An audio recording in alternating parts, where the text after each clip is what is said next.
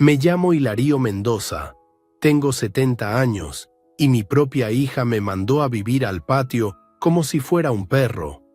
Mi yerno me dijo que el cuarto de servicio era perfecto para mí.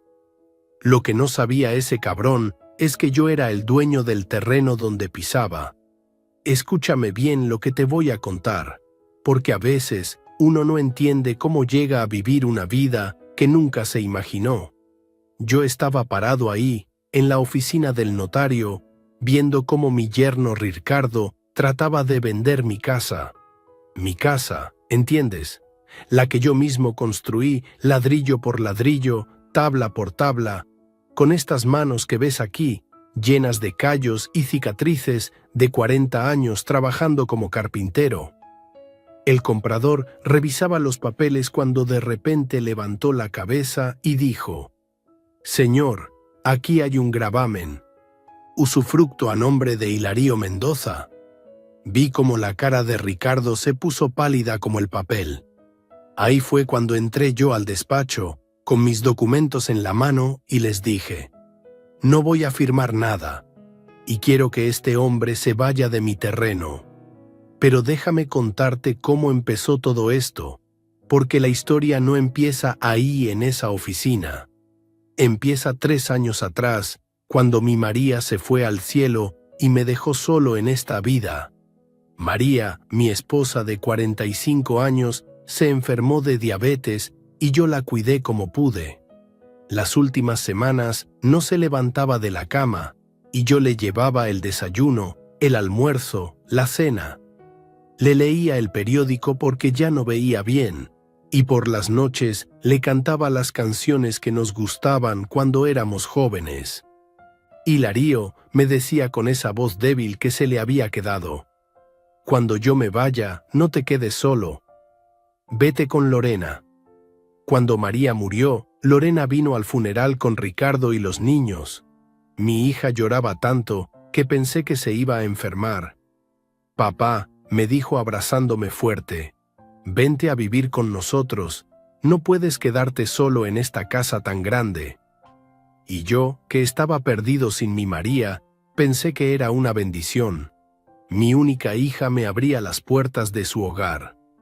Lo que no le dije a Lorena ese día es que la casa donde ella vivía, esa casa bonita de 2 pisos en la colonia Santa María, yo se la había regalado cuando se casó hace 20 años.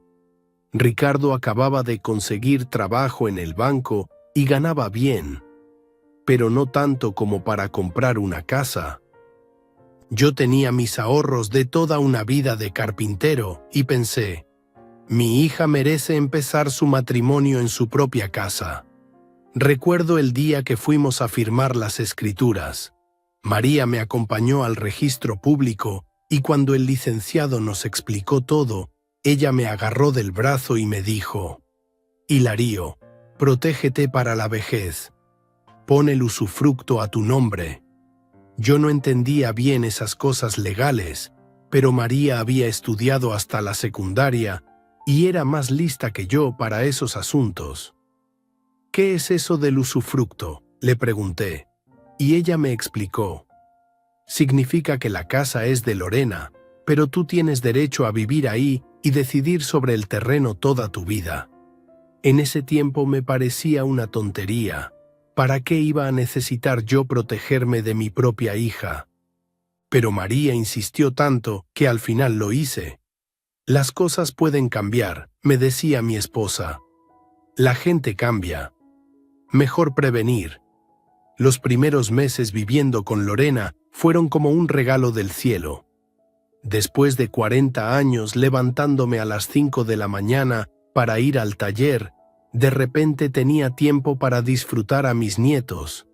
Miguel tenía 9 años entonces y Sofía 6. Y para ellos el abuelo Hilario era como un héroe que había llegado a su casa. Por las mañanas, cuando Ricardo se iba al banco y Lorena todavía dormía porque nunca fue madrugadora, yo preparaba el desayuno para los niños. Les hacía huevos rancheros como me enseñó mi madre, con frijoles refritos y tortillas calientitas. Miguel me ayudaba a poner la mesa y Sofía me contaba sus sueños de la noche anterior.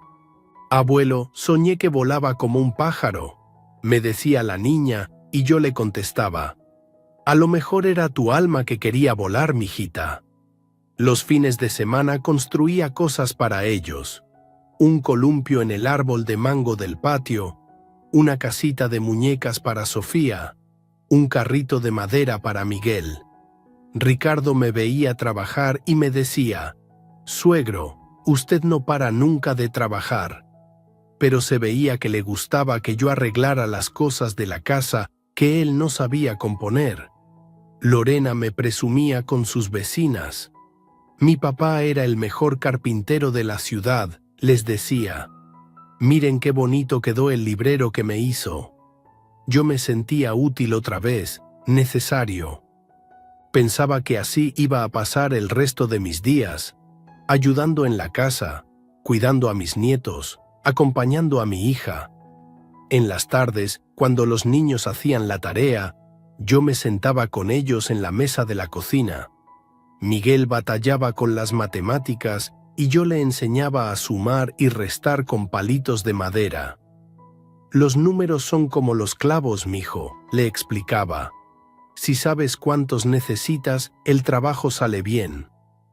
Sofía prefería que le leyera cuentos o que le inventara historias de cuando yo era niño en el pueblo. Los domingos íbamos todos juntos a misa de 8 en la iglesia de San José. Yo me ponía mi camisa blanca más bonita y mi pantalón negro de los domingos. Caminábamos en familia por la banqueta. Ricardo y Lorena adelante, yo atrás con los niños de la mano. Después íbamos al mercado y Lorena me pedía que escogiera las verduras porque yo sabía distinguir cuáles estaban más frescas. «Tu papá tiene muy buen ojo para la comida», le decía Ricardo a Lorena cuando yo elegía los jitomates más rojos o los chiles más brillosos. Y yo me sentía orgulloso de que mi yerno reconociera mis habilidades, aunque fueran cosas sencillas como saber comprar verduras.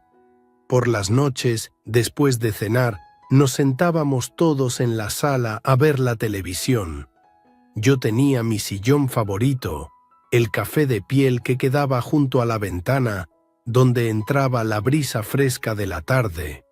Los niños se acurrucaban conmigo a ver las caricaturas y yo les contaba cosas de cuando no había televisión y nos entretenía mi abuela con historias de aparecidos. Eran tiempos buenos, ¿sabes? Tiempos en los que yo creía que el dolor de haber perdido a María se iba sanando poco a poco con el cariño de mi familia.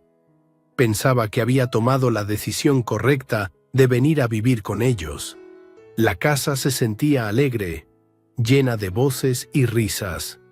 Ricardo llegaba del trabajo y los niños corrían a abrazarlo, pero también venían conmigo a contarme lo que habían hecho en la escuela. Yo arreglaba cualquier cosa que se descompusiera: la llave del fregadero que goteaba, la puerta del closet que no cerraba bien, los juguetes rotos de los niños. Me sentía parte de algo, parte de una familia que me necesitaba. Lorena cocinaba mis comidas favoritas: pozole los sábados, mole para los días especiales, café de olla en las mañanas frías. «Papá», me decía sirviéndome otro plato, «come más, estás muy flaco». Y yo comía con gusto, porque la comida sabía mejor cuando se compartía con la familia.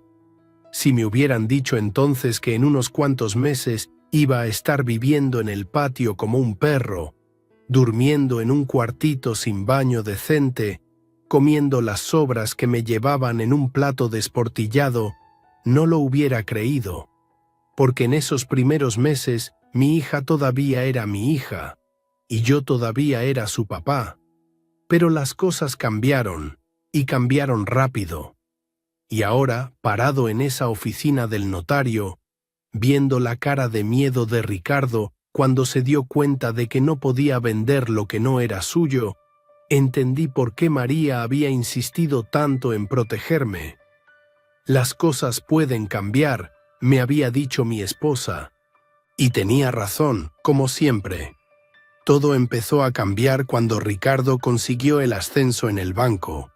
Lo nombraron gerente de la sucursal de la zona residencial y de repente empezó a hablar diferente, a vestirse diferente, a comportarse como si fuera otra persona.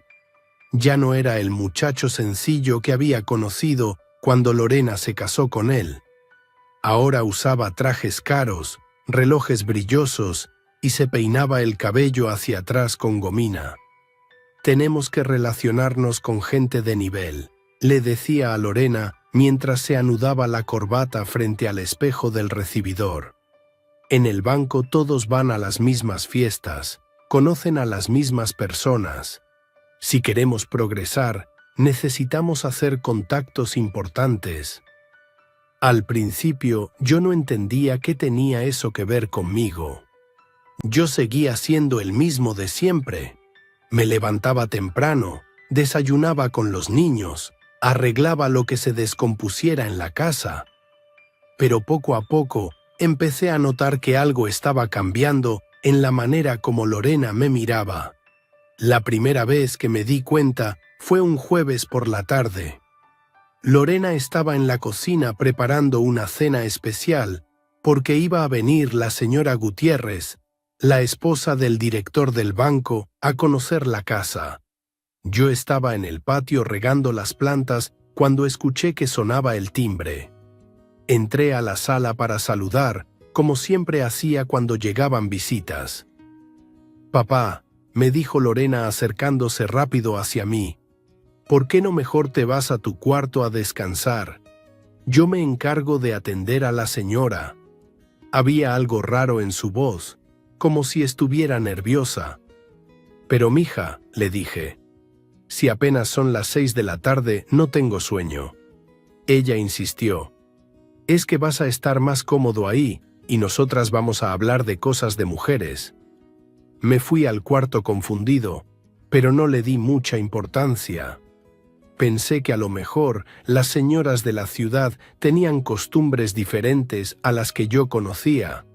Desde mi cuarto escuchaba las voces en la sala, las risas, el tintineo de las tazas de café. Me quedé ahí hasta que escuché que se cerraba la puerta de la entrada. Pero después empezó a pasar más seguido. Cada vez que venían invitados importantes, Lorena me pedía que me quedara en mi cuarto. «Papá, ¿puedes hacerme el favor de no salir mientras están aquí mis amigas? Es que vienen a hablar de cosas personales». «Oh, papá, hoy viene el jefe de Ricardo a cenar. ¿Puedes cenar temprano y quedarte viendo la televisión en tu cuarto?» Los niños también empezaron a notar el cambio. Miguel me preguntaba, «Abuelo, ¿por qué ya no cenas con nosotros cuando vienen visitas?» Y yo no sabía qué contestarle. Sofía se ponía triste cuando me iba al cuarto. «Quédate con nosotros, abuelo. A mí me gusta cuando estás aquí». Pero la cosa que más me dolió fue el día del cumpleaños de Miguel. Era su 10º cumpleaños y Lorena organizó una fiesta grande en el jardín. Invitó a todos los compañeros del niño de la escuela privada donde había empezado a estudiar hacía poco, y también a los papás de los compañeritos. Gente elegante, con carros nuevos, mujeres con bolsas caras y hombres con camisas de marca. Yo ayudé toda la mañana a preparar la fiesta. Colgué los globos, acomodé las mesas, conecté la música. Miguel estaba feliz viéndome trabajar. «Gracias, abuelo, la fiesta va a estar padrísima». Cuando empezaron a llegar los invitados, yo me puse mi camisa blanca más limpia y me quedé en el jardín, ayudando a servir los refrescos. Uno de los papás se acercó a Miguel y le preguntó, «¿Y este señor quién es, mijo?». Yo sonreí y estaba a punto de presentarme cuando escuché la voz de Lorena detrás de mí. «Ah, él es una persona que nos ayuda en la casa. Es muy bueno para arreglar cosas y mantener el jardín bonito». Sentí como si me hubieran dado un golpe en el estómago. Una persona que nos ayuda en la casa. No dijo, es mi papá. No dijo, es el abuelo de Miguel. Dijo que era una persona que ayudaba en la casa, como si fuera el jardinero o el plomero. El papá del compañerito de Miguel me miró de arriba abajo. Vio mis manos callosas, mi camisa sencilla, mis zapatos viejos pero limpios, y nada más asintió con la cabeza. «Ah, qué bueno que tengan quien les ayude», le dijo a Lorena, y siguió su conversación como si yo no existiera. Esa noche, cuando ya se habían ido todos los invitados y los niños estaban dormidos, le pregunté a Lorena, «Mija, ¿por qué le dijiste a ese señor que yo era una persona que ayudaba en la casa?» Ella se puso colorada y me contestó, «Ay, papá, no seas susceptible. Es que a veces es más fácil explicar las cosas así. Esa gente no entiende las familias como la nuestra». «¿Qué tienen de malo las familias como la nuestra?», le pregunté. Y Lorena se quedó callada, como si no supiera qué decir. Ricardo, que estaba contando el dinero que habían gastado en la fiesta, levantó la vista y dijo, «Suegro, usted sabe que lo queremos mucho, pero a veces uno tiene que adaptarse al ambiente. Esa gente está acostumbrada a cierto nivel». No entendí bien qué quería decir con eso del nivel, pero algo me dolía en el pecho. Esa noche no pude dormir. Me quedé despierto pensando en las palabras de Lorena, en la manera como ese hombre me había mirado, en cómo mi propia hija había tenido vergüenza de decir que yo era su padre. Los meses siguientes fueron empeorando. Ricardo se había hecho socio de un club deportivo donde iban todos los ejecutivos del banco, y los fines de semana llevaba a la familia a fiestas y eventos sociales. Pero a mí nunca me invitaban. «Papá», me decía Lorena, «tú vas a estar más cómodo aquí en la casa, descansando. Esas fiestas son muy aburridas, pura plática de trabajo». Los niños me preguntaban, «¿Por qué no vienes con nosotros, abuelo?».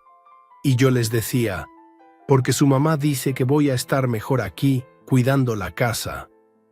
Pero por dentro me sentía como un estorbo, como si mi presencia fuera algo que había que esconder. Una tarde de sábado, mientras Lorena se arreglaba para ir a una comida en el club, Ricardo se acercó a mí. Yo estaba sentado en el patio, viendo a los niños jugar con los carritos que les había hecho de madera. «Suegro», me dijo sentándose a mi lado, «he estado pensando en algo que podría convenirle mucho». «¿De qué se trata?», le pregunté. Ricardo señaló hacia el fondo del jardín, donde había un espacio vacío junto al cuarto de lavado. «¿Ve ese lugar de allá? Sería perfecto para construir un cuartito independiente para usted. Su propio espacio, con su puerta, su privacidad. Ya no tendría que preocuparse por molestar cuando tenemos visitas, ni nosotros lo molestaríamos a usted». La idea no me sonó mal al principio. Pensé que a lo mejor Ricardo tenía razón, que tener mi propio espacio podría ser bueno para todos. «¿Como una casita para invitados?», le pregunté. «Exacto», me dijo Ricardo con una sonrisa. «Un lugar cómodo y privado. Usted que sabe de construcción puede hacerlo a su gusto». Lorena salió de la casa en ese momento, ya vestida con su ropa elegante para la comida del club. Ricardo le explicó la idea y ella enseguida estuvo de acuerdo. «Qué buena idea», dijo. «Papá, podrías tener tu propio espacio, decorarlo como te guste, poner tus herramientas ahí. Sería como tu taller personal». Los niños también se emocionaron con la idea. Miguel me dijo, «Abuelo, vas a tener tu propia casita. ¿Puedo ayudarte a construirla?». Y Sofía añadió, «¿Y podemos ir a visitarte cuando esté lista?». Empecé la construcción la siguiente semana. Ricardo me dio dinero para los materiales y yo puse el trabajo. Era un cuarto sencillo pero bien hecho. 4 metros por 3 metros, con una ventana que daba al jardín, puerta de madera sólida, piso de cemento bien pulido. Le puse estantes para mis herramientas, un closet pequeño, un lugar para poner una cama y una mesita. Trabajaba temprano en las mañanas y por las tardes, cuando no hacía tanto calor. Los niños venían a verme trabajar y yo les explicaba cómo se mezclaba el cemento, cómo se nivela una pared, cómo se pone bien una puerta. Era bonito enseñarles el oficio, compartir con ellos lo que yo sabía hacer. Mi abuelo es el mejor constructor del mundo, le decía Miguel a su amigo que había venido a jugar, y yo me sentía orgulloso, útil otra vez. Pensaba que cuando terminara el cuarto lo usaríamos para cuando vinieran familiares de visita, o como lugar donde los niños pudieran hacer sus tareas cuando la casa estuviera muy ruidosa. Me tardé casi 2 meses en terminar la construcción, trabajando despacio porque ya no tenía la fuerza de antes. Pero quedó bonito, sólido, bien hecho. Ricardo venía a revisarlo y me decía: «Suegro, le quedó muy bien. Se ve que usted sabe lo que hace». El día que terminé, invité a toda la familia a conocer el cuarto. Los niños corrieron por todos lados, tocando las paredes, abriendo y cerrando la puerta, asomándose por la ventana. «Está padrísimo, abuelo», gritaba Miguel. Lorena también parecía contenta. «Papá, te quedó hermoso, muy cómodo y amplio». Esa noche cenamos todos juntos para celebrar que el cuarto había quedado terminado. Ricardo destapó una cerveza y brindamos por el trabajo bien hecho. Yo me sentía satisfecho, como cuando terminaba un mueble difícil en mis años de carpintero. Había construido algo con mis propias manos, algo que iba a durar muchos años. Pero al día siguiente, mientras yo desayunaba con los niños en la cocina, Ricardo bajó las escaleras cargando una maleta. Mi maleta. «Suegro», me dijo como si fuera la cosa más natural del mundo. «Ya le acomodé sus cosas en su nuevo cuarto. Va a estar mucho mejor ahí». No entendí al principio. «¿Mis cosas?», le pregunté. «Sí», me contestó. «Su ropa, sus zapatos, sus medicinas. Todo está acomodado en su closet nuevo. Ya puede empezar a disfrutar su espacio personal».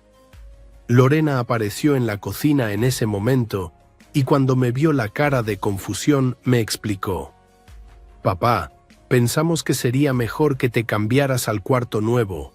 Vas a tener más privacidad, más tranquilidad. Y nosotros también vamos a estar más cómodos». «Pero yo pensé que era para invitados», les dije. Ricardo se rió como si hubiera dicho algo gracioso. «¿Cuáles invitados, suegro? Usted es la única persona que se queda aquí además de la familia. El cuarto es perfecto para usted». Miguel y Sofía me miraban sin entender qué estaba pasando. «¿Ya no vas a dormir arriba con nosotros, abuelo?», preguntó Sofía con los ojos tristes. «Es que ahora el abuelo va a tener su propia casita», le dijo Lorena acariciándole el pelo. «Pero nos puede visitar cuando quiera». «Visitar», como si ya no fuera parte de la familia, como si fuera un extraño que venía de visita a su propia casa. Esa misma tarde, cuando regresé de comprar unas cosas en la tienda, encontré que la cerradura de la puerta principal había sido cambiada. Toqué el timbre y Ricardo me abrió. «Suegro», me dijo entregándome una llave diferente. «Esta es la llave de su cuarto. Por seguridad cambiamos la cerradura de la casa principal. Pero no se preocupe, si necesita algo, toque el timbre y nosotros le abrimos». Tocar el timbre de mi propia casa.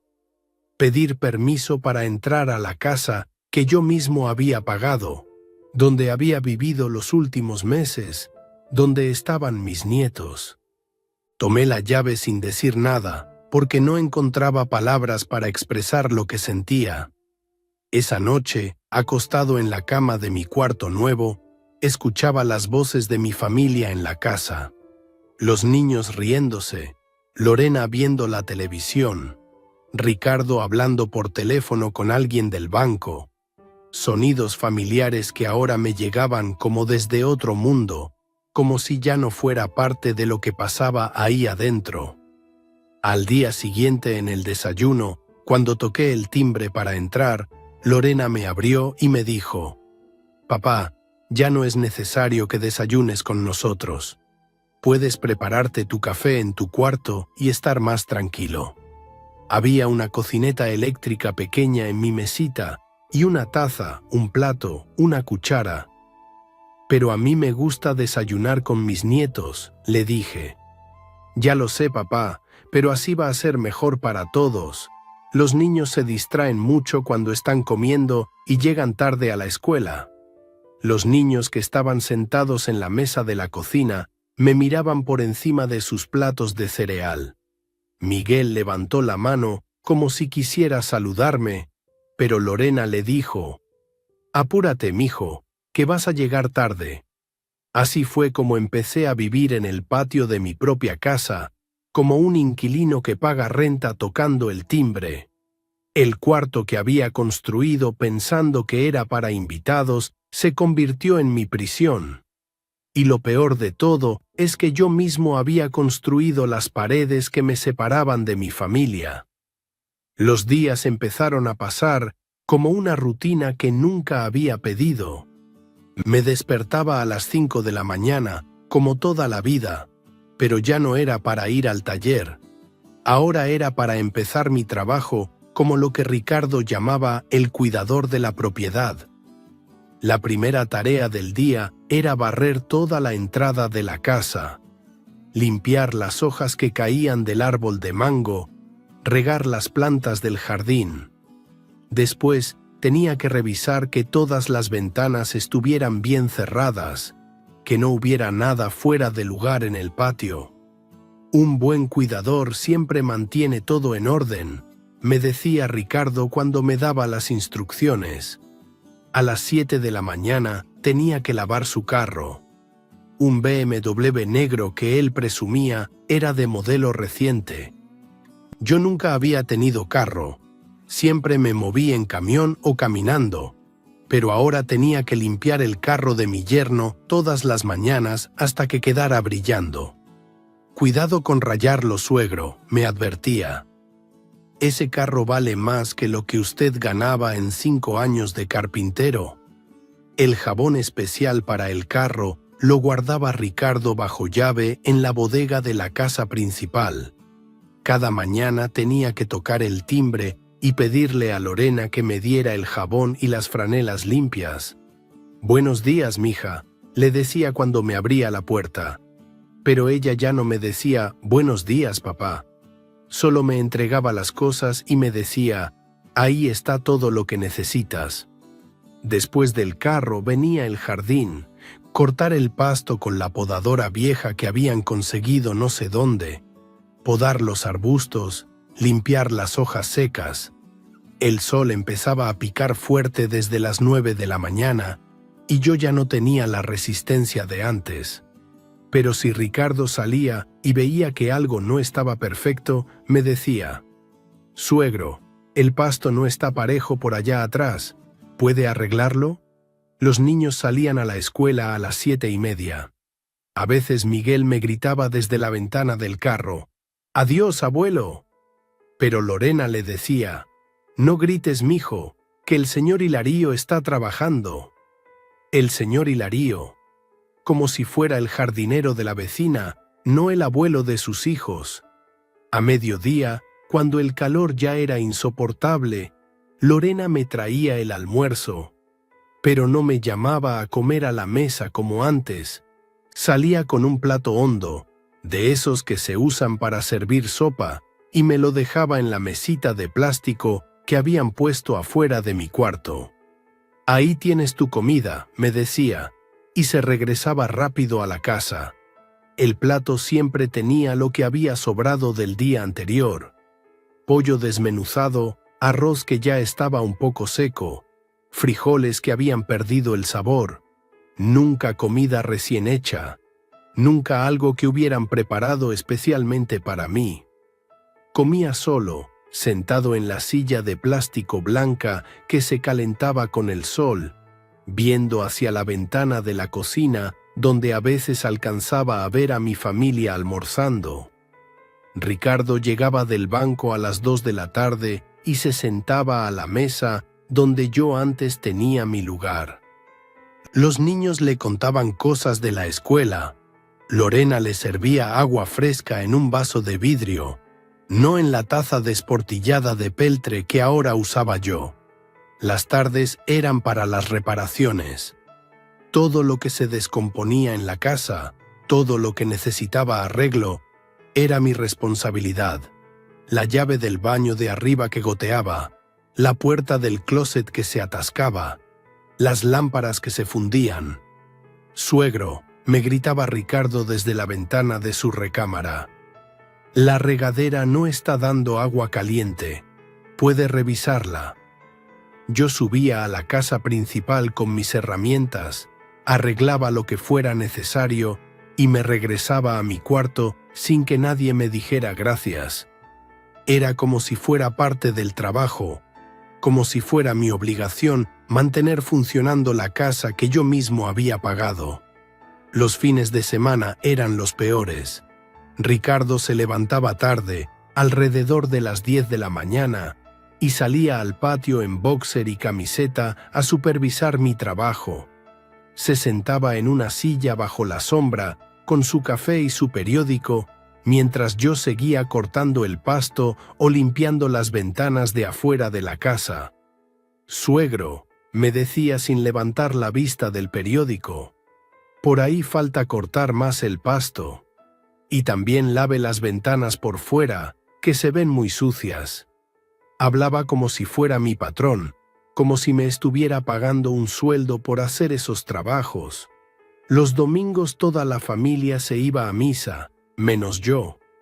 «Papá», me había dicho Lorena una vez, «es mejor que te quedes cuidando la casa. Nunca se sabe cuándo pueden venir rateros». Cuidando la casa. Como si fuera un perro guardián que se queda amarrado en el patio mientras la familia se va a pasear. Desde mi cuarto los veía irse. Ricardo con su traje dominical, Lorena con su vestido bonito y sus zapatos de tacón, los niños peinados y limpios con su ropa de los domingos, la familia perfecta que se iba a la iglesia mientras el viejo se quedaba barriendo las hojas del patio. Cuando regresaban de misa, a veces los niños corrían hacia mi cuarto para saludarme, pero Lorena los detenía. «Vengan a cambiarse, que van a ensuciar la ropa buena». Y Miguel me gritaba desde lejos, «Hola, abuelo, te trajimos una estampita del santo». Pero no podía acercarse porque su mamá ya se los había llevado adentro. Los domingos por la tarde, cuando Ricardo lavaba su carro por segunda vez en la semana porque iba a salir con la familia, yo tenía que ayudarle. Él dirigía y yo hacía el trabajo pesado: cargar las cubetas de agua, tallar las llantas, secar el carro con las franelas. «Cuidado con esa parte, suegro, que es muy delicada», me decía mientras él nada más supervisaba. Después se iban todos juntos a comer al restaurante o a casa de los amigos del club, y yo me quedaba en mi cuarto leyendo el periódico viejo que encontraba en la basura o viendo por la ventana cómo oscurecía el cielo. Las noches eran lo más difícil. En mi cuarto no había baño completo, solo un lavadero pequeño con una llave para lavarme las manos y la cara. Para hacer mis necesidades tenía que usar una cubeta vieja que Ricardo había puesto en un rincón. Una cubeta azul, descolorida, que tenía que vaciar cada mañana en el drenaje del patio. 70 años cargando y he vuelto a hacer mis necesidades en una cubeta como cuando era niño en el rancho de mi abuelo. La diferencia es que entonces era pobreza, ahora era humillación. Entonces no había de otra, ahora había un baño completo a 20 metros de distancia. pero yo no tenía permiso de usarlo. Una noche, como a las 10, se me terminó el agua de mi cuarto y tuve mucha sed. Toqué el timbre de la casa principal para pedir que me dejaran llenar mi garrafón de agua. Ricardo me abrió la puerta sin abrir el candado de la cadena de seguridad. «¿Qué necesita, suegro?», me preguntó por la rendija. «Se me acabó el agua y tengo mucha sed», le expliqué. «Es muy tarde», me contestó. «Mañana temprano llena su garrafón. Ahorita ya estamos listos para dormir». Me quedé parado ahí, con el garrafón vacío en las manos, viendo cómo cerraba la puerta. Esa noche me dormí con la garganta seca, escuchando el sonido del agua corriendo por las tuberías de la casa cuando mi familia se bañaba o lavaba los dientes antes de acostarse. Los niños trataban de visitarme a escondidas. Miguel a veces se brincaba la barda baja que separaba el patio de mi cuarto del resto del jardín y venía a platicarme de la escuela. «Abuelo», me decía en voz bajita, «mi mamá dice que no te molestemos mucho porque estás descansando, pero yo quería venir a verte». «Ven acá, mijo», le decía yo, y él se sentaba a mi lado en el escalón de mi cuarto. Me contaba que había sacado buenas calificaciones en matemáticas, que había hecho un nuevo amigo, que extrañaba los carritos de madera que yo le hacía antes. «¿Ya no puedes hacer juguetes, abuelo?», me preguntaba.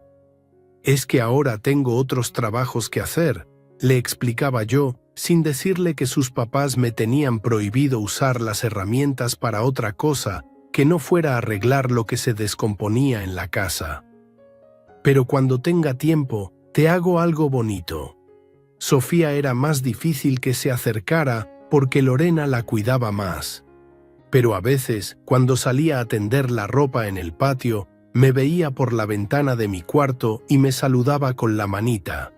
Yo le hacía señas de que se acercara y ella volteaba para ver si su mamá no estaba viendo y corría hacia mi ventana. «Hola, abuelito», me decía pegándose a la ventana. «¿Por qué ya no vives adentro con nosotros?». No sabía cómo explicarle a una niña de 9 años por qué su abuelo vivía en el patio como los perros.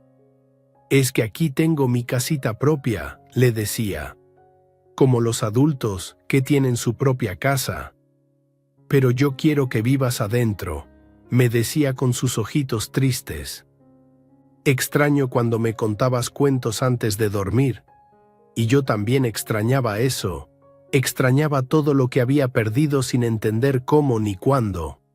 Una tarde Lorena descubrió a Sofía hablando conmigo por la ventana y se enojó mucho. «Sofía, ¿cuántas veces te he dicho que no molestes al señor Hilario cuando está descansando?», le gritó jalándola del brazo. «Pero es mi abuelo», le contestó la niña llorando. «Sí, pero ahora él vive en su cuarto y nosotros en la casa, cada quien en su lugar. Cada quien en su lugar, como si yo fuera un mueble que habían movido de sala y ahora estaba en la bodega. Como si fuera un perro que habían pasado de la casa al patio». Los meses fueron pasando y las humillaciones se volvieron rutina. Ricardo empezó a traer a sus amigos del banco los viernes por la noche para jugar cartas y tomar cerveza en el jardín. Ponían una mesa grande bajo el árbol de mango, conectaban música, reían fuerte hasta muy tarde. «Suegro», me decía Ricardo antes de que llegaran sus invitados, «puede quedarse en su cuarto mientras están aquí los muchachos. Es que vamos a hablar de trabajo y no queremos molestarlo». Pero yo veía por la ventana que no hablaban de trabajo. Jugaban póker, tomaban cerveza, contaban chistes, gritaban cuando alguien ganaba una mano. Cuando se les acababa el hielo, Ricardo tocaba la puerta de mi cuarto. «Suegro, ¿puede traernos hielo de la cocina?». Y yo tenía que ir a tocar el timbre de la casa principal, pedirle a Lorena que me diera hielo, llevárselo a Ricardo y sus amigos y regresar a encerrarme en mi cuarto mientras ellos seguían con su fiesta. Una vez uno de los amigos de Ricardo me vio llevando el hielo y le preguntó: ¿Y ese quién es, compadre? Ah, es el cuidador, le contestó Ricardo. Muy trabajador el señor, mantiene todo en orden. El cuidador. Ya ni siquiera era el suegro. Era el cuidador, el empleado que vivía en el cuarto de servicio y mantenía todo en orden. El invierno pasado fue cuando más me enfermé. Empecé a sentir dolores en el pecho, como si me apretaran con una banda. Me costaba trabajo respirar cuando hacía esfuerzos, cuando cargaba las cubetas de agua o cuando podaba los arbustos altos. Pero no le dije nada a nadie porque pensé que era el cansancio de la edad. Los dolores se fueron haciendo más fuertes. A veces, cuando estaba cortando el pasto, tenía que parar y sentarme porque sentía que me faltaba el aire. Otras veces, en las noches, me despertaba con una presión horrible en el pecho, como si tuviera una piedra encima del corazón. Una noche de febrero, como a las 2 de la madrugada, me desperté con un dolor que nunca había sentido. Era como si me estuvieran clavando cuchillos en el pecho, como si me estuvieran apretando el corazón con unas tenazas. Me senté en la cama y traté de respirar profundo, pero el aire no me llegaba a los pulmones. «María», dije en voz alta, como si mi esposa todavía pudiera escucharme. «María, ayúdame». El dolor era tan fuerte que se me nublaron los ojos. Sentí que me iba a desmayar, que me iba a morir ahí solo en mi cuarto del patio, como mueren los perros abandonados. Traté de levantarme para pedir ayuda, pero las piernas no me respondían. Logré arrastrarme hasta la puerta de mi cuarto y salir al patio. El aire fresco de la madrugada me dio un poco de alivio, pero el dolor en el pecho seguía igual de fuerte. «¡Auxilio!», grité con la poca voz que tenía. «¡Auxilio!». Pero mi cuarto estaba lejos de la casa principal, y mi voz de viejo enfermo no llegaba hasta las recámaras de arriba. Traté de caminar hacia la casa, pero me caí de rodillas a los 5 pasos. Me arrastré por el piso del patio, sobre las piedras y la tierra, hasta llegar a la puerta principal de la casa. Con las pocas fuerzas que me quedaban, empecé a golpear la puerta con los puños. «¡Lorena!», gritaba entre golpe y golpe. «Lorena, ayúdame, me duele mucho el pecho». Golpeaba y gritaba, pero nadie respondía. La casa estaba oscura, silenciosa, como si estuviera vacía. «Ricardo», seguí gritando. «Por favor, creo que me está dando un infarto». El dolor era cada vez más fuerte. Sentía como si me fuera a reventar el pecho, como si el corazón se me fuera a salir por la boca. Me quedé ahí tirado junto a la puerta, tocando con las manos temblorosas, suplicando que alguien me escuchara. «Soy Hilario», gritaba. «Soy el papá de Lorena. Por favor, ayúdenme». Pasó mucho tiempo, no sé cuánto, y nadie salió a abrir. El dolor poco a poco se fue calmando, pero yo seguía sin poder levantarme.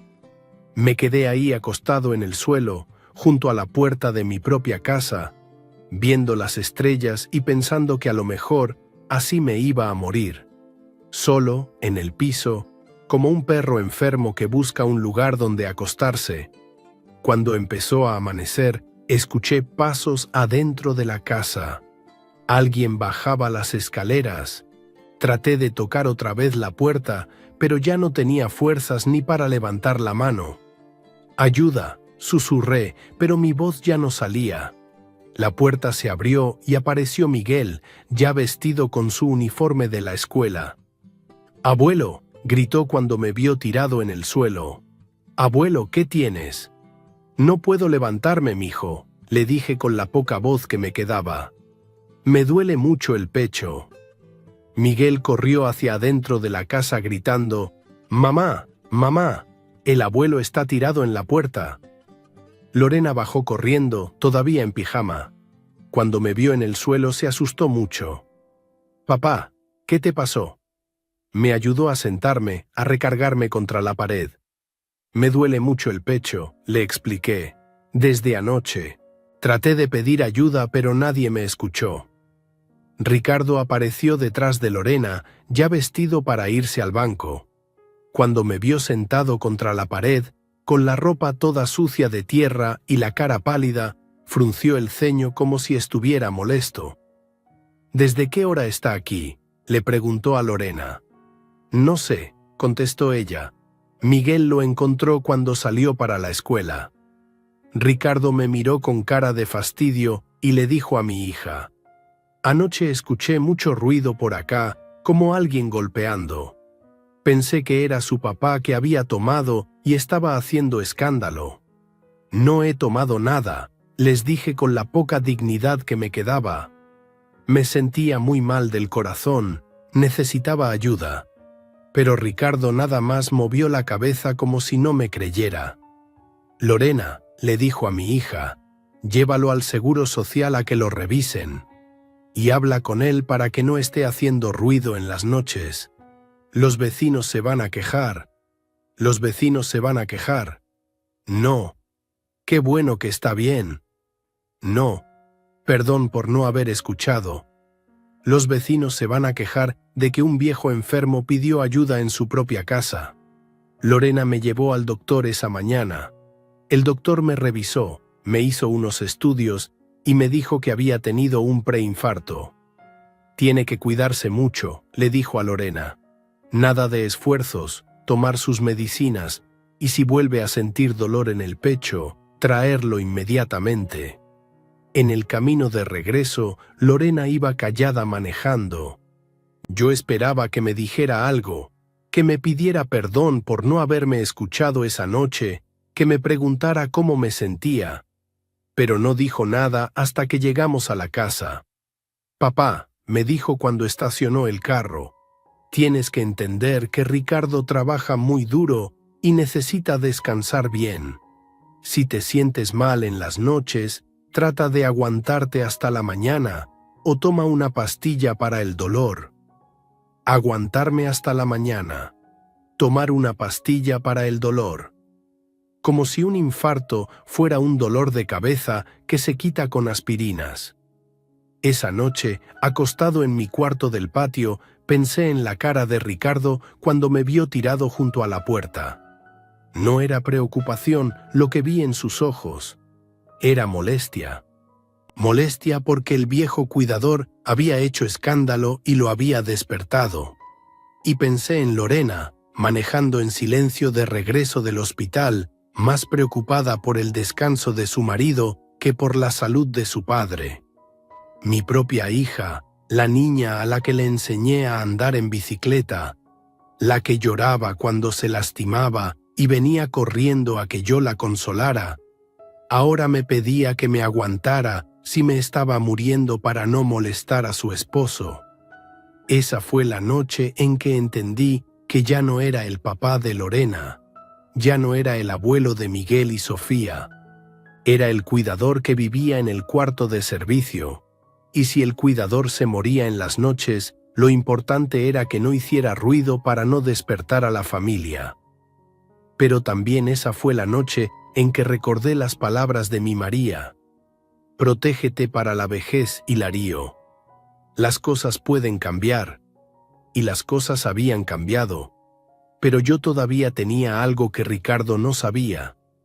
Algo que iba a cambiar las cosas otra vez, pero esta vez a mi favor. Lo que yo no sabía en esos meses de humillaciones es que Ricardo tenía un secreto que lo estaba carcomiendo por dentro. Mientras yo cortaba el pasto de su jardín y lavaba su carro, él se encerraba en su oficina después del trabajo y perdía todo nuestro dinero en las computadoras. Empezó con apuestas pequeñas, me contó después Lorena, cuando ya todo había salido a la luz. Ricardo llegaba del banco estresado por la presión de ser gerente. y para relajarse jugaba un ratito en esas páginas de casino que salen en internet. Solo para desestresarme, le decía a mi hija cuando ella lo encontraba frente a la computadora hasta muy tarde. Al principio ganaba de vez en cuando, 50 pesos aquí, 100 pesos allá. Eso lo emocionaba, lo hacía sentir inteligente, afortunado. Mira, mi amor, le decía a Lorena enseñándole la pantalla, gané 500 pesos en 1 hora. Es más fácil que trabajar. Pero las apuestas fueron creciendo. Ya no eran 50 pesos. Eran 500, 1000, 5000. Las noches se hacían más largas. Los ojos se le ponían rojos de tanto mirar la pantalla. Las manos le temblaban cuando perdía una mano fuerte de póker digital. Lorena me contó después que empezó a notar cambios raros en Ricardo.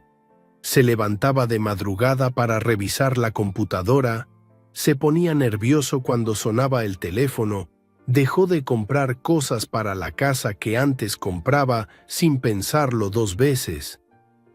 Es que en el banco están recortando gastos, le explicaba cuando ella preguntaba por qué ya no había dinero para esto o para lo otro. Los fines de semana, cuando yo estaba afuera lavando su carro, Ricardo se quedaba encerrado en su oficina con las persianas cerradas. ¿Qué haces ahí tantas horas?, le preguntaba Lorena. Trabajo del banco, mentía él. Tengo que revisar muchos números. Pero los números que revisaba no eran del banco. Eran las deudas que se acumulaban cada semana, cada día, cada noche que se quedaba jugando hasta que salía el sol. Primero perdió sus ahorros personales, después el dinero de la cuenta común que compartía con Lorena. Después empezó a pedir préstamos. Los primeros préstamos fueron en el mismo banco donde trabajaba. Como era gerente, le daban facilidades, tasas preferenciales. Es para remodelar la casa, explicaba en los papeles. Pero ese dinero nunca llegó a comprar pintura ni azulejos. Se evaporó en las mesas virtuales de blackjack y ruleta. Cuando los préstamos del banco ya no fueron suficientes, Ricardo buscó otras opciones. Casas de empeño donde dejó su reloj caro, sus mancuernillas de oro, la cadena que le había regalado Lorena en su aniversario. ¿Dónde está tu reloj?, le preguntaba mi hija. Se lo presté a un amigo, mentía él. Después vinieron los prestamistas particulares. Esa gente que presta dinero rápido, pero cobra intereses que crecen como la mala hierba. Ricardo pedía 10.000 y a la semana debía 15.000. Pedía 20.000 y al mes debía 35.000. Los números lo perseguían, lo despertaban sudando en las madrugadas, lo hacían temblar cuando veía caras desconocidas en la calle. Una noche, mientras yo estaba acostado en mi cuarto del patio leyendo una revista vieja, escuché gritos que venían de la casa principal. Era Ricardo discutiendo con alguien por teléfono, pero no podía distinguir las palabras. Su voz sonaba desesperada, asustada, como la voz de alguien que está pidiendo perdón o suplicando más tiempo. Al día siguiente noté que Ricardo andaba más nervioso que de costumbre. Cuando llegué a lavarle el carro en la mañana, vi que tenía las manos temblorosas mientras se tomaba su café. ¿Está bien, Ricardo?, le pregunté, porque por más que me tratara mal, no podía evitar preocuparme cuando veía que alguien estaba sufriendo. Todo está perfectamente bien, suegro, me contestó con una sonrisa falsa. Solo son presiones del trabajo. Pero yo que he vivido 70 años, sé distinguir entre el cansancio del trabajo y el miedo que te carcome las entrañas. Las llamadas telefónicas se volvieron más frecuentes. A veces sonaba el teléfono a las 6 de la mañana y Ricardo corría a contestar antes que nadie más en la casa se despertara. Hablaba en voz muy baja, pero desde mi cuarto del patio a veces alcanzaba a escuchar palabras sueltas. Por favor, necesito más tiempo. La próxima semana sin falta. Un día vi que llegó un carro desconocido a la casa. 2 hombres se bajaron y tocaron la puerta. Uno era gordo y tenía tatuajes en los brazos. El otro era flaco, pero se veía peligroso. Ricardo salió a hablar con ellos en la entrada, y aunque traté de no escuchar, oí cuando el gordo le dijo: «Ya no hay más próximas semanas, amigo. O nos pagas lo que debes, o vamos a tener problemas». Esa noche, Ricardo se encerró en su oficina hasta muy tarde. Escuché el sonido de la impresora funcionando muchas veces. Papeles que se movían, cajones que se abrían y cerraban. Cuando salió, tenía cara de haber tomado una decisión importante, pero no sabía si era buena o mala decisión. Lorena le dijo a mi hija al día siguiente durante el desayuno: «Necesito que firmes unos papeles del banco. Es para renovar un crédito que tenemos sobre la casa». Lorena, que nunca había preguntado mucho sobre los asuntos financieros porque confiaba en que Ricardo manejaba todo bien, firmó donde él le pidió sin leer los documentos. «¿Para qué es el crédito?», preguntó mientras ponía su nombre en las páginas que Ricardo le enseñaba. «Para mejorar mi posición en el banco», le explicó él. «Es un trámite rutinario. Todos los gerentes lo hacemos». Pero no era un crédito lo que Ricardo estaba tramitando. Eran los papeles para vender la casa, mi casa. La casa que yo había comprado y regalado a mi hija cuando se casó, donde había vivido los mejores meses después de que murió María, donde estaban creciendo mis nietos, donde yo ahora vivía como un perro en el patio. El plan de Ricardo era sencillo y desesperado: vender la casa, usar el dinero para pagar todas sus deudas de juego y después rentar un departamento más pequeño donde pudieran vivir con menos gastos. Solo será temporal, se decía a sí mismo para tranquilizar su conciencia. Cuando mi situación mejore, compraremos otra casa. Lo que Ricardo no sabía, lo que nunca se molestó en averiguar en todos estos años, es que la casa no era completamente de Lorena. En los papeles de la escritura, esos papeles que yo guardaba en una caja de metal debajo de mi cama en el cuarto del patio, estaba claramente establecido mi derecho de usufructo, mi derecho a vivir en esa propiedad y tomar decisiones sobre ella mientras estuviera vivo. La cita con el notario estaba programada para un miércoles de marzo. Ricardo había encontrado un comprador que ofrecía buen precio y quería cerrar el trato rápido. «Es un inversionista», le explicó a Lorena. «Compra casas para rentarlas. Nos conviene vender ahora que el mercado está bueno». Esa mañana del miércoles, Ricardo se levantó más temprano que de costumbre. Se puso su mejor traje, se peinó con gomina, se echó colonia cara. Parecía un hombre que iba a una celebración, no alguien que estaba vendiendo la casa de su familia para pagar deudas de juego. «¿No vas a acompañarnos, papá?», me preguntó Lorena cuando ya se estaban subiendo al carro para ir a la cita. Fue la primera vez en meses que me hablaba con cariño, como si recordara de repente que yo era su padre. «No creo que sea necesario», contestó Ricardo antes que yo pudiera responder. «Son trámites muy aburridos. Mejor que don Hilario se quede cuidando la casa. Siempre igual, siempre decidiendo por mí, siempre tratándome como si fuera su empleado». Los vi alejarse en el carro hacia el centro de la ciudad, hacia la oficina del notario, hacia lo que Ricardo pensaba que iba a ser la solución de todos sus problemas. Pero yo tenía otros planes. Esperé una hora para estar seguro de que ya habían llegado a la cita. Después saqué de debajo de mi cama la caja de metal donde guardaba mis documentos más importantes: mi acta de nacimiento, mi acta de matrimonio con María, los papeles del Seguro Social y, lo más importante de todo, la escritura original de la casa donde se establecía claramente mi usufructo vitalicio. Me puse ma camisa menos vieja, me peiné bien, me eché agua de colonia que tenía guardada desde el día del funeral de María.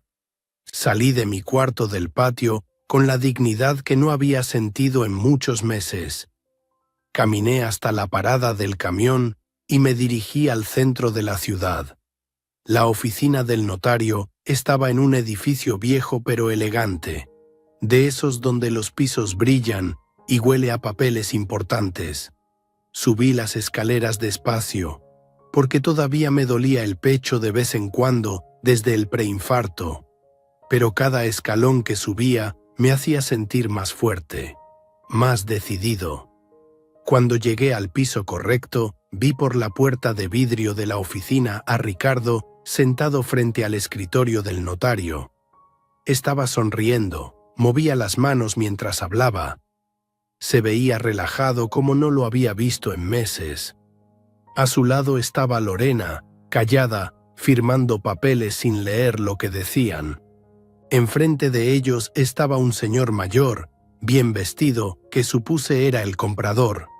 El notario, un hombre calvo con lentes, revisaba los documentos página por página.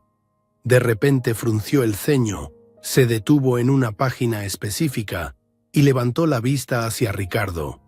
«Señor Moreno», le dijo con voz seria, «aquí hay un problema. Esta escritura tiene un gravamen registrado, un usufructo vitalicio a nombre de Hilario Mendoza». Vi cómo la sonrisa se le borró de la cara a Ricardo. «¿Un qué?», preguntó como si no hubiera entendido. El comprador también se puso serio y pidió ver los papeles. «Un usufructo», explicó el notario. «Significa que aunque la propiedad esté a nombre de la señora Lorena Mendoza de Moreno, el señor Hilario Mendoza tiene derecho vitalicio de uso y habitación sobre el inmueble. Sin su autorización por escrito, la venta no se puede realizar». «Pero ese es mi papá», dijo Lorena con voz confundida. «Él vive con nosotros. Estoy segura de que no hay problema». El notario movió la cabeza. «Señora, legalmente necesitamos la firma del usufructuario». «¿Dónde está el señor Hilario Mendoza?». Ricardo se puso pálido como papel. «Es que él no sabe nada de esto. Es un señor mayor, no entiende de trámites legales». El comprador cerró su chequera y se recargó en su silla. «Sin la firma del usufructuario, yo no puedo comprar nada. Es muy riesgoso». Fue en ese momento cuando abrí la puerta de la oficina y entré con mis documentos en la mano. «Yo soy Hilario Mendoza», dije con voz clara y fuerte, como no había hablado en muchos meses. «Y vengo a decir que no voy a firmar nada». El silencio que siguió fue tan pesado que se podía tocar. Ricardo me miraba como si hubiera visto un fantasma. Lorena tenía la boca abierta, sin poder creer que yo estuviera ahí. El comprador y el notario esperaban a ver qué iba a pasar. Puse mis documentos sobre el escritorio del notario. «Esta es mi escritura original», dije. «Aquí está claramente establecido mi derecho de usufructo vitalicio sobre la propiedad ubicada en Santa María, número 204. El notario revisó mis papeles y asintió con la cabeza. «Efectivamente, los documentos están en orden. Señor Mendoza, ¿está usted de acuerdo con la venta de la propiedad?»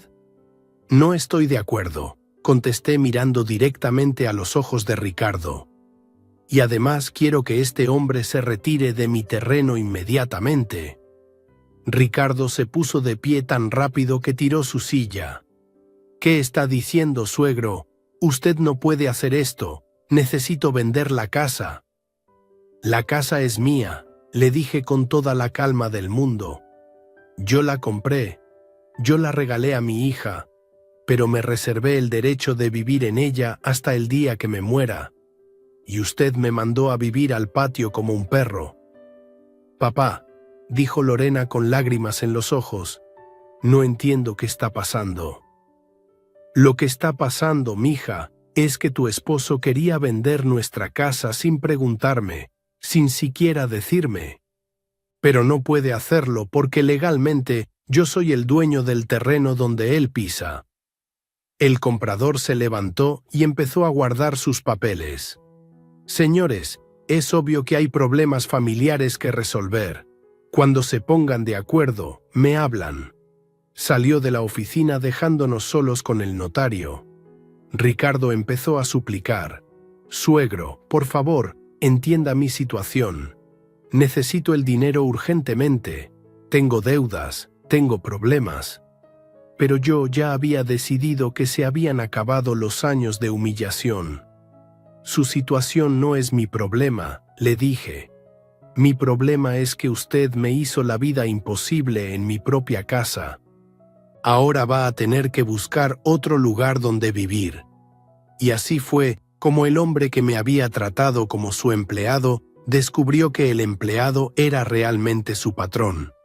Los días que siguieron después de esa tarde en la oficina del notario fueron como una tormenta que se desata después de mucho calor. Ricardo no podía creer lo que había pasado. Esa misma noche llegó a la casa hecho una furia, gritando que yo lo había traicionado, que había arruinado su vida, que era un viejo malagradecido. Todo esto es suyo, me gritaba parado en el patio, señalando la casa con las manos temblorosas. La comida que come, el techo donde duerme, todo se lo debo yo. Pero su voz sonaba diferente ahora. Ya no era la voz del hombre seguro que me daba órdenes y me trataba como su empleado. Era la voz de alguien desesperado que había perdido el control de su vida. Nunca me debió nada, le contesté desde la puerta de mi cuarto. Esta casa la pagué yo con 40 años de trabajo. El techo donde usted duerme se lo regalé yo a mi hija cuando se casó con usted. Y la comida que he comido estos meses me la merecía por mantener su jardín como si fuera mi trabajo. Lorena salió de la casa llorando, todavía sin entender completamente lo que estaba pasando. Papá, por favor, tiene que haber una solución. Podemos hablar, podemos arreglar esto. Pero yo ya había decidido que los años de humillación se habían terminado. La única solución es que Ricardo se vaya de mi propiedad. Le dije mirando a mi hija a los ojos. Y tú decides si te quedas o te vas con él. Esa noche Ricardo no durmió en la casa, se fue no sé a dónde, y Lorena se quedó despierta llorando en su recámara. Los niños no entendían por qué el abuelo y su papá estaban peleando, por qué su mamá lloraba, por qué todo había cambiado de repente. Al día siguiente, Ricardo regresó con un abogado, un hombre joven, de traje caro, que hablaba con palabras difíciles sobre derechos adquiridos y posesión de buena fe. Mi cliente ha vivido en esta propiedad durante 20 años, decía el abogado. Tiene derechos que deben ser respetados, pero yo también tenía mis papeles en orden. El usufructo estaba registrado legalmente y no había manera de dar la vuelta a eso. El abogado de Ricardo revisó todos los documentos y al final le tuvo que decir la verdad. Señor Moreno, legalmente el señor Mendoza está en lo correcto. Él puede pedirle que se retire de la propiedad. Durante una semana, Ricardo trató de convencerme de todas las maneras posibles. Primero con amenazas. Usted se va a arrepentir de esto, suegro. Nadie le va a ayudar cuando esté viejo y enfermo. Después con súplicas. Por favor, piense en sus nietos. ¿Quiere que se queden sin casa? Pero yo recordaba todas las noches que pasé solo en mi cuarto del patio, todas las veces que me trató como su empleado, la noche que me quedé tirado junto a la puerta pidiendo auxilio mientras él decidía no abrir. En mis nietos he pensado todos estos meses, le contesté. He pensado en cómo les estaba enseñando que está bien tratar mal a los viejos. Al final tuve que recurrir a un juez. Ricardo no se quería ir voluntariamente de la casa. Decía que tenía derechos como esposo de mi hija. Pero el juez revisó los papeles y fue muy claro. Señor Moreno, usted no tiene ningún derecho sobre esta propiedad. Tiene 30 días para desocupar el inmueble. El día que Ricardo se fue, Lorena tuvo que tomar la decisión más difícil de su vida. Me voy con él, me dijo llorando mientras empacaba sus cosas. Es mi esposo, papá. Tengo que apoyarlo. Pero yo vi en sus ojos que ya no era la misma mujer que había estado ciega todos estos meses. Haz lo que tengas que hacer, mija, le dije, pero los niños se pueden quedar aquí si quieren. Esta también es su casa. Miguel y Sofía estaban confundidos, asustados por todos los gritos y las lágrimas, pero no querían irse de la única casa que conocían. Lorena se fue con Ricardo a un departamento pequeño que él rentó con el poco dinero que le quedaba. Pero los niños se quedaron conmigo.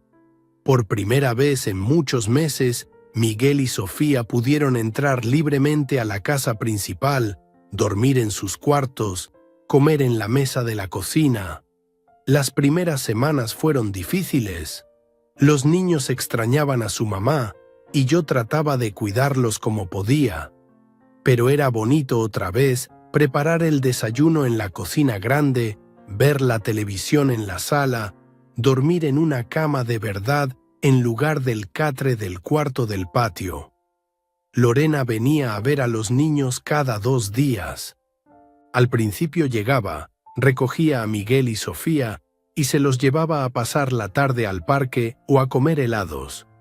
Conmigo casi no hablaba, solo lo necesario. ¿Cómo se han portado? ¿Hicieron la tarea? Los traigo antes de las 8. Pero poco a poco empecé a notar que algo estaba cambiando en mi hija. Ya no usaba la ropa elegante de antes. Se veía cansada, más delgada, como si estuviera preocupada por cosas que nunca había tenido que pensar. Un día llegó a recoger a los niños y noté que traía zapatos viejos, un poco gastados. ¿Estás bien, mija?, le pregunté. Ella asintió con la cabeza, pero no me miró a los ojos. Todo está bien, papá. Solo son cambios. Después me enteré por Miguel que su mamá había conseguido trabajo en una oficina, contestando teléfonos y archivando papeles. Mi mamá nunca había trabajado, me dijo el niño. Dice que es cansado, pero que se siente bien de ganar su propio dinero. Los meses pasaron y Ricardo desapareció de nuestras vidas. Lorena me contó después que él se había ido a otra ciudad, perseguido por las deudas que no podía pagar. Al final resultó que debía mucho más dinero de lo que yo sabía, me explicó. Había gente peligrosa que lo buscaba. Mi hija empezó a venir más seguido a la casa, ya no solo a recoger a los niños, sino a quedarse un rato, a ayudarles con la tarea, a platicar conmigo sobre cosas sencillas. Pero yo todavía no podía olvidar todo lo que había pasado. Hablábamos, sí, pero como extraños que están tratando de conocerse. Una tarde de lluvia, Lorena llegó empapada porque se había descompuesto su carro viejo y había venido caminando. «Papá», me dijo temblando de frío, ¿puedo quedarme hasta que escampe? No quiero que los niños caminen bajo la lluvia. Claro que puedes quedarte, le dije. Esta es tu casa. Pero las palabras me salieron secas, sin el cariño que antes les ponía cuando le hablaba a mi hija. Esa tarde, mientras los niños jugaban en la sala y la lluvia golpeaba las ventanas, Lorena se sentó a mi lado en la cocina y por primera vez en muchos meses me habló con el corazón abierto. «Papá», me dijo con lágrimas en los ojos, «sé que lo que hicimos estuvo muy mal. Sé que no tengo derecho a pedirle perdón después de todo lo que lo hice sufrir. Se quedó callada un rato, limpiándose las lágrimas con la manga de su blusa de trabajo. Estos meses trabajando, viviendo sola, cuidando a mis hijos sin ayuda de nadie, me han enseñado muchas cosas que nunca supe, continuó. He entendido lo que significa levantarse temprano todos los días para ganarse la vida. He entendido lo que significa preocuparse por el dinero, por pagar la renta, por comprar la comida. Y he entendido que usted hizo eso durante 40 años para darnos todo lo que tuvimos. Yo la escuchaba sin decir nada, porque después de tantos meses de que nadie me escuchara a mí, era mi turno de oír. También he entendido, siguió Lorena, que cuando usted vino a vivir con nosotros después de que murió mamá, no venía a molestarnos. Venía a darnos su amor, su experiencia, su compañía. Y yo, en lugar de valorar eso, dejé que Ricardo me hiciera creer que usted era un estorbo. Las palabras de mi hija me llegaban al corazón, pero el dolor de todos esos meses no se iba a curar de un día para otro. No es fácil olvidar, mija, le dije finalmente. No es fácil olvidar las noches que pasé solo en ese cuarto, las veces que tuve que tocar el timbre de mi propia casa, la noche que me quedé tirado en el suelo pidiendo auxilio. Lo sé, papá, me contestó, y no le estoy pidiendo que olvide, solo le estoy pidiendo que me deje tratar de ganarme otra vez su confianza. Los nietos fueron los que poco a poco nos ayudaron a sanar las heridas. Miguel y Sofía necesitaban que su mamá y su abuelo se llevaran bien. Necesitaban que fuéramos una familia otra vez, aunque fuera una familia diferente a la de antes. Sofía, que ahora tenía 10 años, un día me dijo: «Abuelo, ¿por qué mi mamá llora cuando piensa que no la vemos?». Y Miguel, que ya tenía 13 y entendía más las cosas, me preguntó: «Abuelo, ¿mi mamá puede venir a vivir otra vez con nosotros? Se ve muy triste en su departamento». Al final fue una noche de diciembre, casi un año después de todo lo que había pasado, cuando decidí abrir completamente las puertas de la casa para mi hija. Lorena había venido a cenar con nosotros, como ya era costumbre los fines de semana, y después de que los niños se fueron a dormir, nos quedamos platicando en la sala. «Mija», le dije esa noche, «si quieres, puedes volver a vivir aquí. Pero las cosas van a ser diferentes». Lorena levantó la vista sorprendida. «¿Diferentes cómo, papá?». «Diferentes porque ahora los dos sabemos cuál es el lugar de cada quien en esta familia. Tú eres mi hija y yo soy tu padre. Los niños son mis nietos y yo soy su abuelo. Y esta casa es de la familia, no de una sola persona». Lorena asintió con la cabeza, llorando otra vez, pero esta vez de agradecimiento. «Sí, papá, entiendo perfectamente». Esa misma semana, Lorena regresó a la casa con sus pocas pertenencias. Pero ya no era la mujer caprichosa que se avergonzaba de su padre trabajador. Era una mujer que había aprendido el valor del trabajo, del respeto, de la familia verdadera. Ahora, cuando tenemos visitas, Lorena me presenta como lo que soy. Él es mi papá, Hilario Mendoza. Él construyó esta casa con sus propias manos. Y cuando los niños traen amigos, les dice con orgullo: «Ese es mi papá, el mejor carpintero de la ciudad». Las cosas no volvieron a ser exactamente como antes, porque ya no podían ser igual, pero son mejores. Porque ahora nuestra familia está construida sobre el respeto y el cariño verdadero, no sobre las apariencias y las mentiras. Y yo, Hilario Mendoza, ya no vivo en el patio como un perro. Vivo en mi casa, con mi familia, en el lugar que siempre me correspondió. Estamos una vez más por acá, huevón. Una noche más por acá, muchachos, con ustedes. Qué bueno verlos por acá. Aplausos. No lo merecemos, no lo merecemos. Después de un día tan berraco, weón. Después de un día tan agitado. Aquí estamos. Invictos. Me gustó esto. ¿Cómo vamos, parceros? Buenas noches, háblamelo de Ledán. ¿Todo bien o qué? ¿Cómo estás, parcerito? Háblamelo, Pirlo. Pirlo 420 en la casa. ¿Cómo va, hermano? ¿Cómo va todo? ¿Cómo va todo, mi socio? ¿Qué es lo que es? ¿Cuál es la movida, parce? Papi, está lloviendo bien rico. Es la última. Yo creo que es la última lluvia de primavera, weón. No, bueno, lluvia de primavera. De hecho, principios de lluvia de primavera. Parcero, la verdad que hoy estoy muy bien, weón. A pesar de que casi no cuento la historia hoy, weón. Papi, casi me parto la cabeza. Literalmente.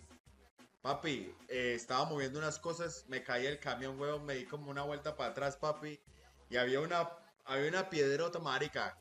Por suerte que la cabeza no me cayó ahí, parce, pero sí me alcancé a doblar ¿cómo se llama eso? El tobillo, marica. Estamos una vez más por acá, weón. Una noche más por acá, muchachos, con ustedes. Qué bueno verlos por acá. Aplausos. No lo merecemos, no lo merecemos. Después de un día tan berraco, weón. Después de un día tan agitado. Aquí estamos. Invictos. Me gustó esto. ¿Cómo vamos, parceros? Buenas noches, háblamelo de Ledán. ¿Todo bien o qué? ¿Cómo estás, parcerito? Háblamelo, Pirlo. Pirlo 420 en la casa. ¿Cómo va, hermano? ¿Cómo va todo? ¿Cómo va todo, mi socio? ¿Qué es lo que es? ¿Cuál es la movida, parce? Papi, está lloviendo bien rico. Es la última. Yo creo que es la última lluvia de primavera, weón. No, bueno, lluvia de primavera. De hecho, principios de lluvia de primavera. Parcero, la verdad que hoy estoy muy bien, weón. A pesar de que casi no cuento la historia hoy, weón. Papi, casi me parto la cabeza. Literalmente. Papi, estaba moviendo unas cosas, me caí el camión, weón, me di como una vuelta para atrás, papi. Y había una piedrota, marica. Por suerte que la cabeza no me cayó ahí, parce, pero sí me alcancé a doblar ¿cómo se llama eso? El tobillo, marica. Estamos una vez más por acá, weón. Una noche más por acá, muchachos, con ustedes. Qué bueno verlos por acá. Aplausos. No lo merecemos, no lo merecemos. Después de un día tan berraco, weón. Después de un día tan agitado. Aquí estamos. Invictos. Me gustó esto. ¿Cómo vamos, parceros? Buenas noches, háblamelo de Ledán. ¿Todo bien o qué? ¿Cómo estás, parcerito? Háblamelo, Pirlo. Pirlo 420 en la casa. ¿Cómo va, hermano? ¿Cómo va todo? ¿Cómo va todo, mi socio? ¿Qué es lo que es? ¿Cuál es la movida, parce? Papi, está lloviendo bien rico. Es la última. Yo creo que es la última lluvia de primavera, weón. No, bueno, lluvia de primavera. De hecho, principios de lluvia de primavera. Parcero, la verdad que hoy estoy muy bien, weón. A pesar de que casi no cuento la historia hoy, weón. Papi, casi me parto la cabeza. Literalmente. Papi, estaba moviendo unas cosas, me caí el camión, weón, me di como una vuelta para atrás, papi. Y había una piedrota, marica. Por suerte que la cabeza no me cayó ahí, parce, pero sí me alcancé a doblar ¿cómo se llama eso? El tobillo, marica. Estamos una vez más por acá, weón. Una noche más por acá, muchachos, con ustedes. Qué bueno verlos por acá. Aplausos. No lo merecemos, no lo merecemos. Después de un día tan berraco, weón. Después de un día tan agitado. Aquí estamos. Invictos. Me gustó esto. ¿Cómo vamos, parceros? Buenas noches, háblamelo de Ledán. ¿Todo bien o qué? ¿Cómo estás, parcerito? Háblamelo, Pirlo. Pirlo 420 en la casa. ¿Cómo va, hermano? ¿Cómo va todo? ¿Cómo va todo, mi socio? ¿Qué es lo que es? ¿Cuál es la movida, parce?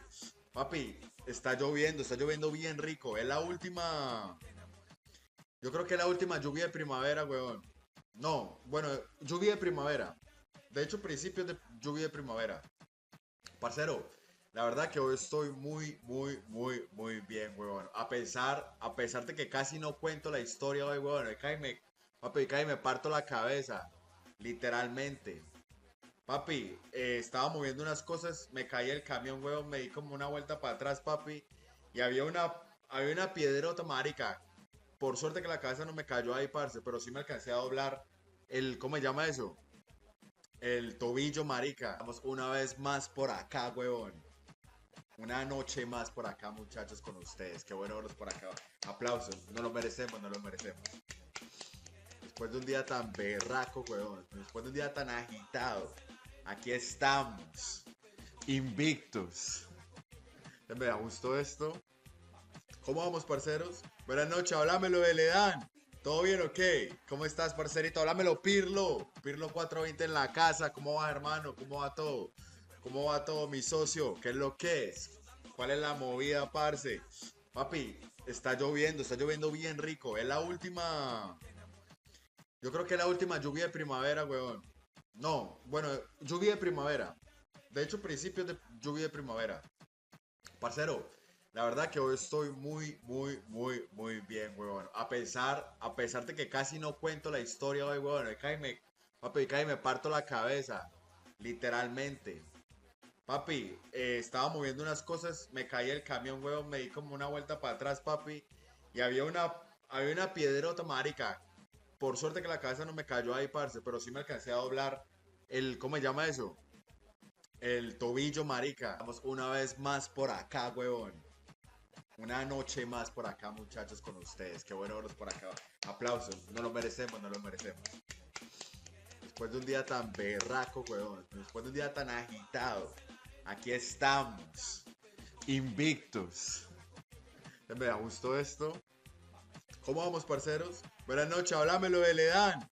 ¿Todo bien o qué? ¿Cómo estás, parcerito? Háblamelo, Pirlo. Pirlo 420 en la casa. ¿Cómo va, hermano? ¿Cómo va todo? ¿Cómo va todo, mi socio? ¿Qué es lo que es? ¿Cuál es la movida, parce? Papi, está lloviendo bien rico. Es la última. Yo creo que es la última lluvia de primavera, weón. No, bueno, lluvia de primavera. De hecho, principios de lluvia de primavera. Parcero, la verdad que hoy estoy muy bien, weón. A pesar de que casi no cuento la historia hoy, weón. Papi, cae me parto la cabeza. Literalmente. Papi, estaba moviendo unas cosas, me caí el camión, weón, me di como una vuelta para atrás, papi. Y había una piedrota, marica. Por suerte que la cabeza no me cayó ahí, parce, pero sí me alcancé a doblar ¿cómo se llama eso? El tobillo, marica. Estamos una vez más por acá, huevón. Una noche más por acá, muchachos, con ustedes. Qué bueno verlos por acá. Aplausos. No lo merecemos, no lo merecemos. Después de un día tan berraco, huevón. Después de un día tan agitado. Aquí estamos. Invictos. Me gustó esto. ¿Cómo vamos, parceros? Buenas noches, háblamelo de Ledán. ¿Todo bien o qué? ¿Cómo estás, parcerito? Háblamelo, Pirlo. Pirlo 420 en la casa. ¿Cómo va, hermano? ¿Cómo va todo? ¿Cómo va todo, mi socio? ¿Qué es lo que es? ¿Cuál es la movida, parce? Papi, está lloviendo bien rico. Es la última. Yo creo que es la última lluvia de primavera, weón. No, bueno, lluvia de primavera. De hecho, principios de lluvia de primavera. Parcero, la verdad que hoy estoy muy bien, huevón. A pesar de que casi no cuento la historia hoy, huevón. Papi, cae me parto la cabeza. Literalmente. Papi, estaba moviendo unas cosas, me caí el camión, huevón, me di como una vuelta para atrás, papi. Y había una piedrota, marica. Por suerte que la cabeza no me cayó ahí, parce, pero sí me alcancé a doblar ¿cómo se llama eso? El tobillo, marica. Estamos una vez más por acá, huevón. Una noche más por acá, muchachos, con ustedes. Qué bueno verlos por acá. Aplausos. No lo merecemos, no lo merecemos. Después de un día tan berraco, huevón. Después de un día tan agitado. Aquí estamos. Invictos. Me gustó esto. ¿Cómo vamos, parceros? Buenas noches, háblamelo de Ledán. ¿Todo bien o qué? ¿Cómo estás, parcerito? Háblamelo, Pirlo. Pirlo 420 en la casa. ¿Cómo va, hermano? ¿Cómo va todo? ¿Cómo va todo, mi socio? ¿Qué es lo que es? ¿Cuál es la movida, parce? Papi, está lloviendo bien rico. Es la última. Yo creo que es la última lluvia de primavera, weón. No, bueno, lluvia de primavera. De hecho, principios de lluvia de primavera. Parcero, la verdad que hoy estoy muy bien, huevón. A pesar de que casi no cuento la historia hoy, huevón. Papi, cae me parto la cabeza. Literalmente. Papi, estaba moviendo unas cosas, me caí el camión, huevón, me di como una vuelta para atrás, papi.